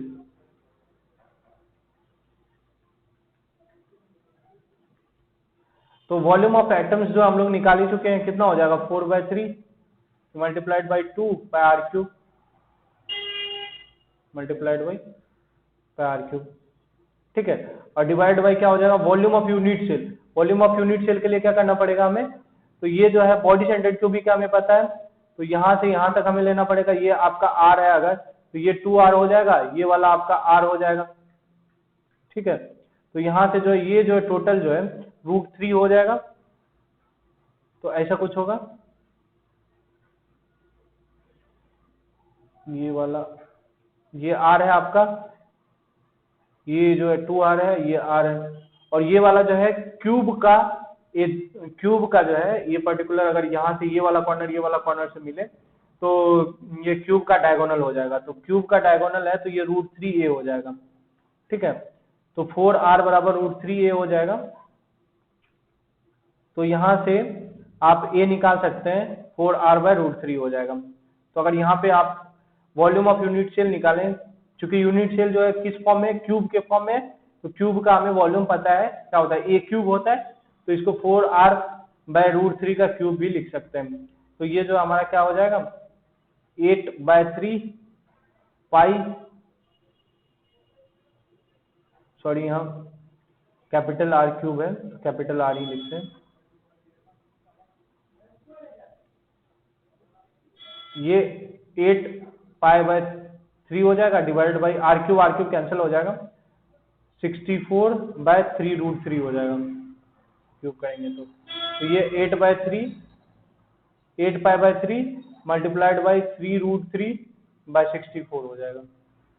तो 8 जा 64 हो जाएगा, ये 3 कैंसिल हो जाएगा, √3 पाई डिवाइड बाई 8 हो जाएगा।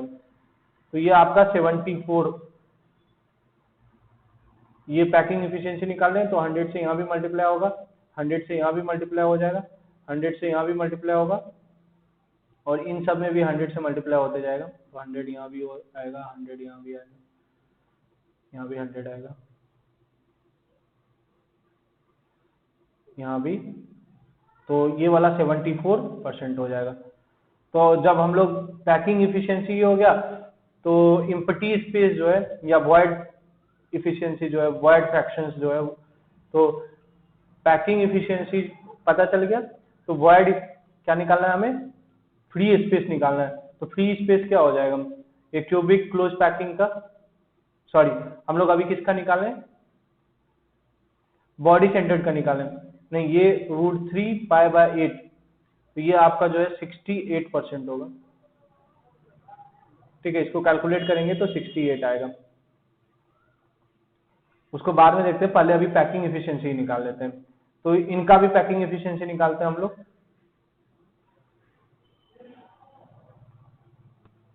ये आपका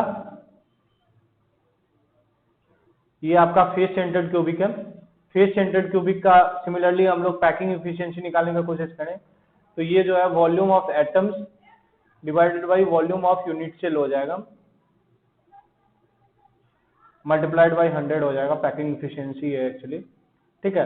तो इनको वॉल्यूम ऑफ एटम्स इनका क्या हो जाएगा, इसमें पता है हम लोग को कि जो है कितने एटम्स रहते हैं, 1/8 इंटू 8 प्लस जो है कितना हो जाएगा 1/2 इंटू 6, तो टोटल 4 एटम्स रहते हैं।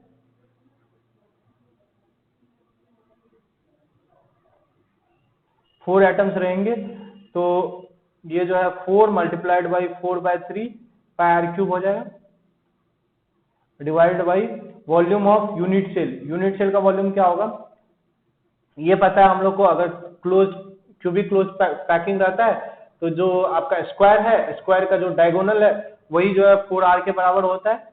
तो उससे हम लोग पता कर सकते हैं 4r बराबर कितना हो जाएगा √2a, ये हम लोग बहुत बार देख चुके हैं।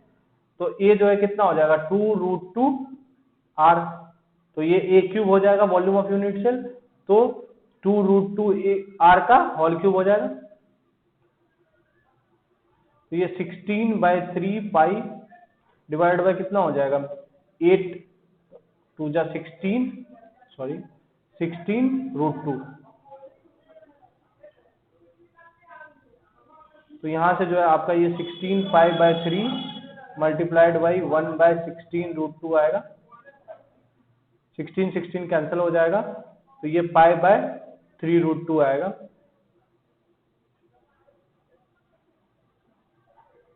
तो अगर इनको हम लोग सॉल्व करेंगे तो ये 74 के करीब आएगा, 74% आएगा। सब जगह जो है 100 से मल्टीप्लाई होगा, हम लोग मिस कर रहे हैं 100, यहाँ भी 100 से मल्टीप्लाई होगा, यहाँ भी 100 हो जाएगा, यहाँ मल्टीप्लाई होगा 100 से। तो जो हमारा करेक्ट आंसर होगा ये 74% आएगा। अब हम लोग आंसर निकालने की कोशिश कर रहे हैं। तो ये क्यूबिक क्लोज पैकिंग के लिए पैकिंग इफिशियंसी कितना आया, इसके लिए पैकिंग इफिशियंसी 74% आया, इसके लिए पैकिंग इफिशियंसी कितना आया 68% आया। तो हमें क्या निकालना है, फ्री स्पेस निकालना है। फ्री स्पेस होता है 100 minus packing efficiency, 100 minus packing efficiency. तो आपका सीसीपी के लिए क्या हो जाएगा, फ्री स्पेस इसके लिए हो जाएगा 100 माइनस 74 मीन्स 26%, और बॉडी सेंटर्ड क्यूबिक के लिए क्या हो जाएगा फ्री स्पेस, ये हो जाएगा 100 माइनस 68 दैट मीन्स 32%। तो आंसर क्या हो जाएगा बी हो जाएगा, सॉरी डी दिया हुआ है। तो हमारा करेक्ट आंसर, ये डी गलत है, करेक्ट आंसर क्या होगा बी हो जाएगा 26% एंड 32%। क्वेश्चन नंबर 19 की ओर मूव कर रहे हैं। क्वेश्चन नंबर 19 में जो है कॉपर जो क्रिस्टलाइज कर रहा है एफसीसी में विथ यूनिट सेल लेंथ दिया हुआ है 361 picometre, what is the radius of copper atom. Okay, question number 19 की ओर मूव कर रहे हैं। 19 में हमें कॉपर क्रिस्टलाइज कर रहा है, वो बोल रहा है कॉपर क्रिस्टलाइज कर रहा है किसमें, एफसीसी में। तो यूनिट सेल लेंथ जो होगा वो 361 दिया हुआ है, तो हमें जो रेडियस ऑफ कॉपर एटम कितना होगा वो पता करना है। तो एफसीसी बना रहा है, तो एफसीसी बना रहा है, तो ये अगर मान लीजिए एफसीसी है और इसका एज लेंथ दिया हुआ है आपका 361, तो हमें पता है कि एफसीसी में जो होता है वो ये स्क्वायर हो गया आपका, तो स्क्वायर का जो √2a जो होगा वो किसके बराबर होगा 4r के बराबर होगा। तो आपका जो है ये वाला फेस सेंटर्ड एटम, ये वाला फेस सेंटर्ड एटम है, ये कॉर्नर है, ये भी कॉर्नर है, तो ये टोटल यहाँ से ये यहाँ तक जो है ये 4r होगा, और ये किन के बराबर होगा √2a के बराबर होगा। तो हमें जो एज लेंथ दिया हुआ है तो r हमें पता करना है, तो √2 मल्टीप्लाइड बाई 361 डिवाइड बाई 4 हो जाएगा ये, तो 1.41 multiplied by 1.41 multiplied by 361 divide by 4 हो जाएगा, 4 9 जा लगभग 90, 14 9 जा 126, अराउंड 127 आ जाएगा आपका। तो करेक्ट आंसर जो है वो क्या हो जाएगा ए हो जाएगा, ठीक है। 20 को मूव करें। 20 में जो है हमसे बोला गया कि एक कंपाउंड है, उसमें वो जो है Y एटम जो है उसमें CCP लैटिस बनाता है, ठीक है, और X एटम जो है वो 2/3 ऑफ टेट्राहेड्रल वॉइड पे है। तो फॉर्मूला जो होगा वो कंपाउंड का क्या होगा, ये 4 ऑप्शन उन्होंने दिए हुए। तो हम यहाँ पे देखते हैं, ये जो आपका Y जो है ये कॉर्नर पे एटम कौन सा है, Y है। कॉर्नर पे Y कहाँ पे है, कॉर्नर पे है, प्लस जो है कहाँ पे है, फेस सेंटर पे है। कॉर्नर पे कितने हैं 1/8 इंटू 8 हो जाएगा, प्लस फेस सेंटर पे कितने 1/2 इंटू 6 हो जाएगा, तो ये टोटल जो है 4 एटम जो है वाई हो जाएंगे अगर एफसीसी बना रहा है तो। अब जो है 2/3 ऑफ टेट्राहेड्रल वॉइड जो ऑक्यूपाई कर रहा है, तो टोटल टेट्राहेड्रल वॉइड कितना होता है क्यूबिक क्लोज पैकिंग में, देख सकते हैं आप, एक सेंटर जो है तीन जो है फेस सेंटर के साथ मिल करके एक टेट्राहेड्रल वॉइड बनाता है। तो जो है इसी तरीके से 8 कॉर्नर है तो 8 टेट्राहेड्रल वॉइड बनेंगे। तो x कितना हो जाएगा, x हो जाएगा 2/3, total number of tetrahedral void कितना है 8, तो ये हो जाएगा आपका 16/3। तो अगर हम लोग इनके फॉर्मूला लिखें तो x कितना है 16/3 है, y कितना है 4 है। तो अगर इनको 3 से मल्टीप्लाई करें तो x 16 हो जाएगा, y कितना हो जाएगा 12 हो जाएगा। तो अगर 4 से डिवाइड करें दोनों को तो x4 y3, ये जो हमारा इंपेरिकल फॉर्मूला हो जाएगा x4 y3। तो ये हमारा जो है करेक्ट आंसर है। तो क्वेश्चन नंबर 21 की ओर मूव करते हैं। 21 में जो हमें बोल रहा है कि x मेल्ट कर रहा है लो टेम्परेचर पे और बैड कंडक्टर है इलेक्ट्रिसिटी का, तो both liquid and solid state में, तो x क्या होगा। दैट मीन्स x का उन्होंने प्रॉपर्टीज दे दिया और बोला कि x क्या होगा। x का क्या प्रॉपर्टीज है, x जो है वो बैड कंडक्टर, सबसे पहले उनका जो है मेल्टिंग पॉइंट जो है वो लो है। दूसरा प्रॉपर्टी है ये जो है बैड कंडक्टर है। कब कब बैड कंडक्टर है, लिक्विड स्टेट में भी और सॉलिड स्टेट में भी, लिक्विड में भी सॉलिड स्टेट में भी, ठीक है।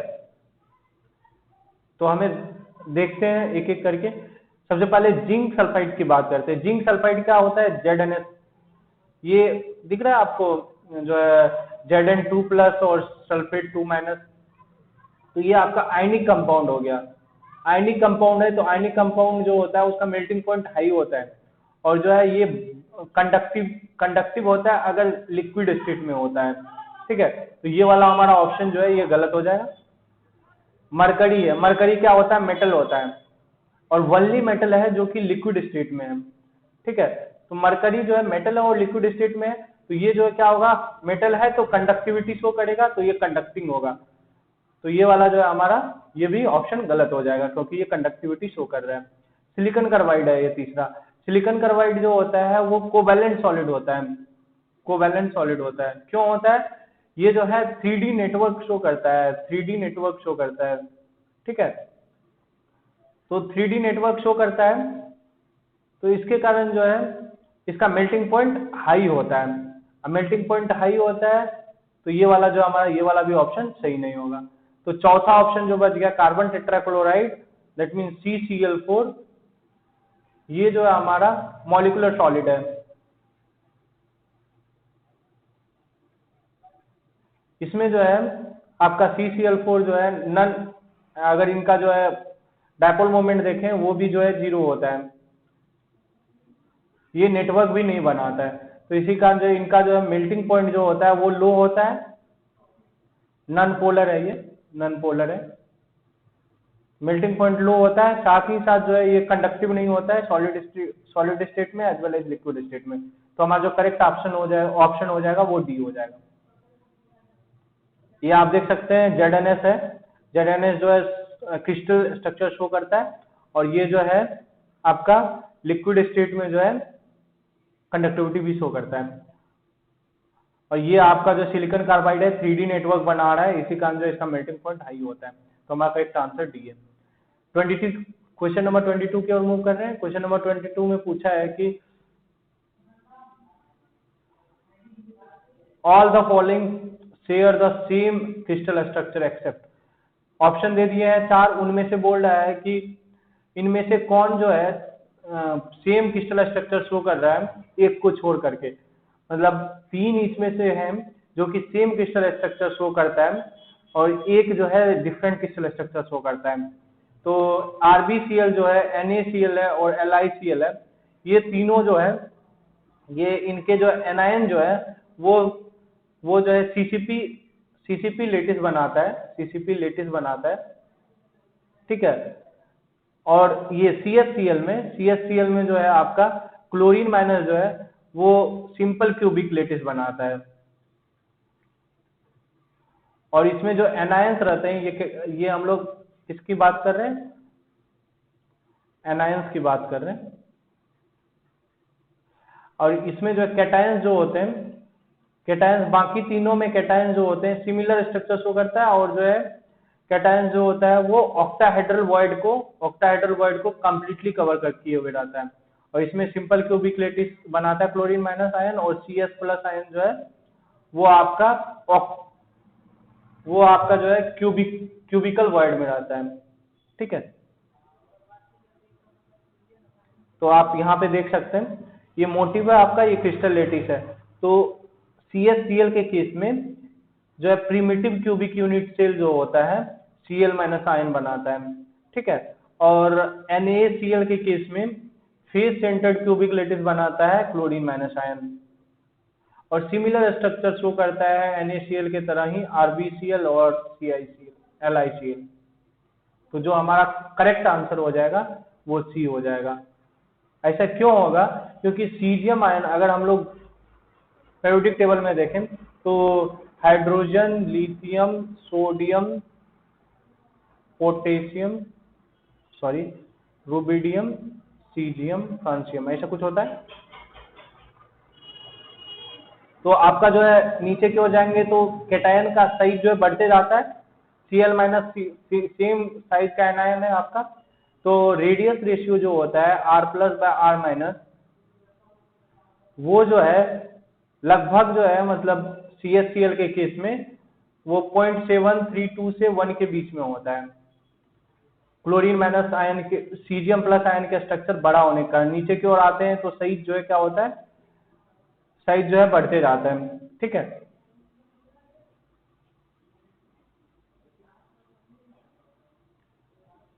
तो इसी कारण से ये वाला ऐसा शो करता है। तो हमारा करेक्ट आंसर C हो जाएगा। 23 पे चलते हैं, लास्ट क्वेश्चन हमारा।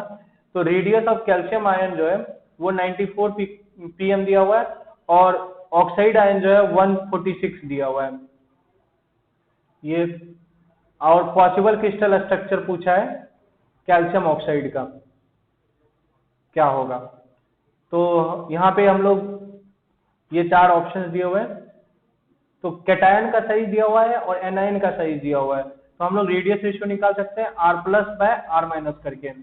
तो अगर इनको कैलकुलेट करें तो ये 94/146 हो जाएगा। तो ये अप्रोक्सीमेटली जो है होता है ना, वो पॉइंट कितना आता है देख लेते हैं एक बार। ठीक है, तो अगर 94 को हम अप्रोक्सीमेटली मान लेते हैं कि 150 है अराउंड, और 100 है, और ये 150 मान लेते हैं, तो 1 2 3 तो 0.67 के अराउंड आ रहा है, 0.67 के अराउंड आ रहा है। तो 0.67 के अराउंड आ रहा है। हमें पता है कि अगर वैल्यू जो है 0.414 से 0.732 के तरफ जाता है, के बीच में रहता है, तो जो स्ट्रक्चर जो शो करता है वो कैसा शो करता है, ऑक्टाहेड्रल शो करता है। तो अगर रेडियस रेशियो का वैल्यू 0.414 से 0.732 के बीच में हो तो वो ऑक्टाहेड्रल शो करता है। तो हमारा जो करेक्ट आंसर जो हो जाएगा वो C हो जाएगा। ये आप नीचे देख सकते हैं, जो आपका डिफरेंट रेडियस रेशियो दिया हुआ है और उनका जो है उनके अकॉर्डिंग जो स्ट्रक्चरल अरेंजमेंट दिया हुआ है। तो यहाँ पे अगर 0.414 से 0.732 रहता है तो आपका जो स्ट्रक्चरल अरेंजमेंट जो होता है वो ऑक्टाहेड्रल होता है, 6 होता है कोऑर्डिनेशन नंबर। तो हमारा जो करेक्ट आंसर है वो C है।